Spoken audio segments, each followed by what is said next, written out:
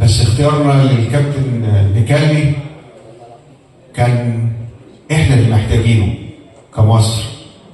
هو عمل اللي ما اتعملش من 60 سنه، وصعد الفريق بتاعنا المنتخب الاولمبي ووصلنا للمربع الذهبي، وكان يفرق بيننا وبين الميداليه سواء فضيه او ذهبيه 7 دقائق فقط.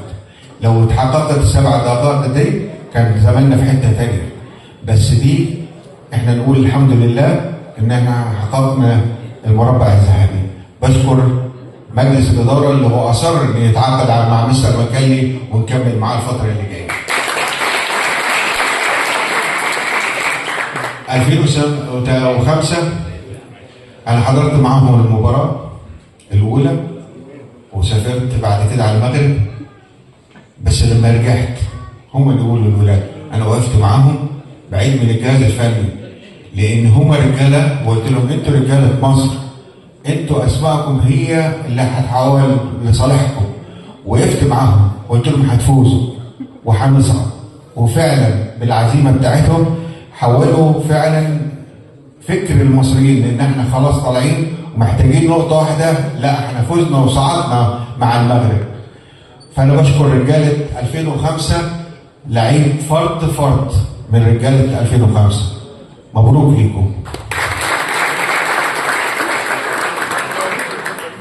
سياده الوزير، 2005 و2008 دول نواه، و2005 ده نواه للمنتخب الاولمبي.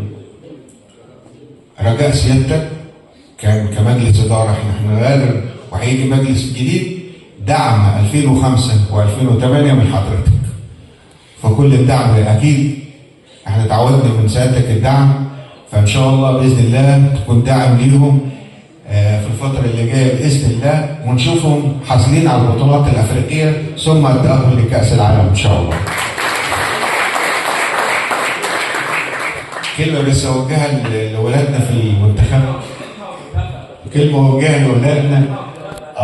انا كلمه اوجهها لاولادنا، انا وعدتهم ان هم ليهم مكافآت خاصه، مكافآت الخاصه زي ما انا وعدتكم هناخد اكتر منها ان شاء الله.